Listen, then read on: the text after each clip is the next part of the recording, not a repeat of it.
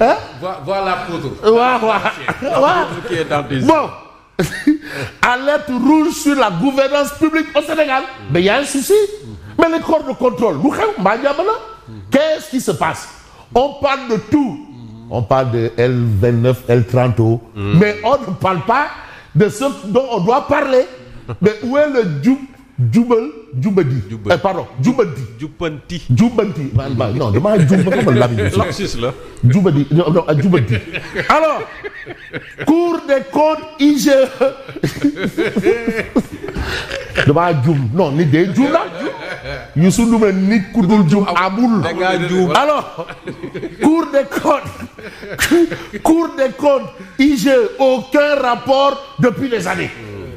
Mais la transparence mise à rude épreuve. Oui. Mais attends, mais c'est ça le porte-étendard. C'est ça qui est inscrit dans le drapeau. Oui. Moi je pensais même qu'on allait même changer, même on allait un peu un but une fois, on allait Djoubati. Bon d'accord, non, ça c'est trop loin. Mais vous avez la transparence à rude épreuve. Oui. Pourquoi ces institutions garantes de la transparence sont-elles devenues muettes? C'est quoi ce silence de cathédrale? Oui. Voir ce silence d'enterrement. Mais peut-être que les rapports sont produits, mais pas publiés. Ah, mais il faut que les rapports sont faits pour rendre. Mais le président Diomaye avait ordonné la publication des rapports de la Cour des comptes de l'IGE et l'OFNAC couvrant la période 2019-2023. Et on est en 2026. Wow. En tout cas, les dispositions communautaires, notamment celles liées à l'UEMOA, sont très claires. Il faut la publicité. Publicité. Les rapports ne sont pas faits pour être rangés dans les tiroirs. Mais non, ils ont dit que le coup de là, on n'en veut plus. Djoubel. Land. Djoubanti. Voilà.